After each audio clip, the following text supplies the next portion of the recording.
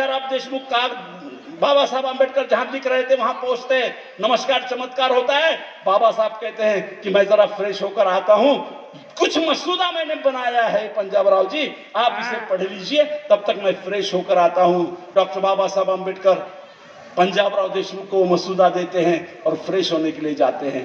जब बाबा साहब आंबेडकर अंदर से फ्रेश होकर आते हैं तो मसूदा हाथ में लिए हुए पंजाबराव देशमुख की आंखें नम होती है, आंख में आंसू होते हैं। पंजाबराव देशमुख कहते हैं कि बाबा साहब आंबेडकर, जिस बात को कहने के लिए, जिस डिमांड को आपके सामने रखने के लिए, जिस बात को मांगने के लिए मैं आपके पास में आया था, बाबा साहब आंबेडकर आपने तो पहले ही वो लिख छोड़ी है, पहले ही उसे दे दिया है। अरे काय होता है, अरे भैताड़ ओबीसी नो, हे तुमच्या आरक्षणाची तरतूद होती जो बाबासाहेब आंबेडकर ने केलं।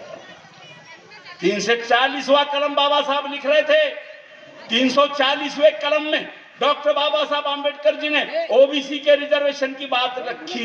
बाद में 341 और 342 बाद में आता है, अनुसूचित जाति जमाती आदिवासी का आरक्षण बाद में आता है। बाबा साहब आंबेडकर जी ने सबसे पहले जो रिजर्वेशन की बात कही वो ओबीसी समाज की बात कही, 340 आर्टिकल। तो बाबा साहब आंबेडकर केवल एक के नेता नहीं थे। मुसलमानों, बाबा साहब आंबेडकर जानते थे कि पार्टीशन के बाद क्या स्थिति होने वाली है। मौलाना अबुल कलाम आजाद के साथ में दिल्ली में 6 बार मीटिंग हुई और बाबा साहब आंबेडकर जी ने मौलाना साहब को कहा कि नहीं, मैं संविधान बनाने वाली मसूदी समिति का अध्यक्ष हूं, इस अध्यक्ष के नाते मैं भारत के हर जनता का, हर समाज का ख्याल रखूंगा और मैं जानता हूं कि मुसलमानों पे सबसे ज्यादा तकलीफ वाले हमले होंगे, इसलिए सारे अल्पसंख्यकों के धर्म, संस्कृति, उनका पहराव, उनका आचार विचार, इसकी फंडामेंटल राइट करके सुरक्षा कर दी। ये है बाबा साहब आंबेडकर। मेरे साथियों, बाबा साहब आंबेडकर को समझने के लिए कलेजा भी बहुत बड़ा चाहिए, लेकिन यहाँ की व्यवस्था ये कलेजा बड़ा नहीं होने देती। अरे क्या बात थी कि डॉक्टर बाबा साहब आंबेडकर जी को संविधान समिति में नहीं आने देंगे कहने वाले लोग बाबा साहब आंबेडकर जी को संविधान समिति का अध्यक्ष पद सौंप देते हैं। महात्मा ज्योतिबा फुले की बात हुई, आज मराठा समाज जो आरक्षण मांग रहा है उन्हें मिले, कोई भी उनके विरोध में नहीं है। मराठाओं को आरक्षण दीजिए, लेकिन ओबीसी के आरक्षण को धक्का न लगाते हुए, ये सब हमारे आंदोलनकारियों की मांग है।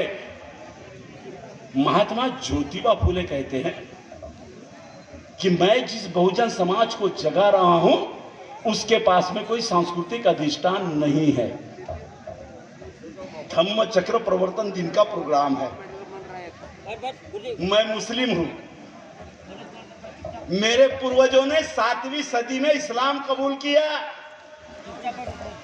बाबा साहब आंबेडकर जी के नेतृत्व में 1956 में जिन्होंने बौद्ध धर्म स्वीकार किया, वो और मेरे पूर्वज दोनों एक ही डीएनए के हैं।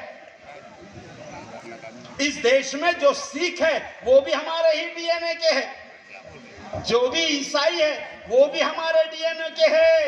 ये डीएनए का डर इतना है कि अभी अभी कुछ माह पूर्व मोहन जी भागवत ने बोला कि मुसलमान और हमारा डीएनए एक है।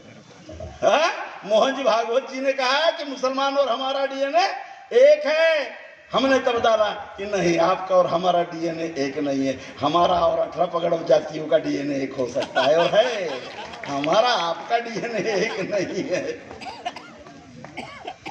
कैसे बने इस देश में मुसलमान? महात्मा ज्योतिबा फुले ने पहली बार इस इतिहास को लिखा। इसलिए मुसलमान भाइयों, जो गर्दिश आई है, जो होने वाला है, उस खतरे को पहचान कर सामाजिक आंदोलनों में आपकी हिस्सेदारी बढ़ाइए, क्योंकि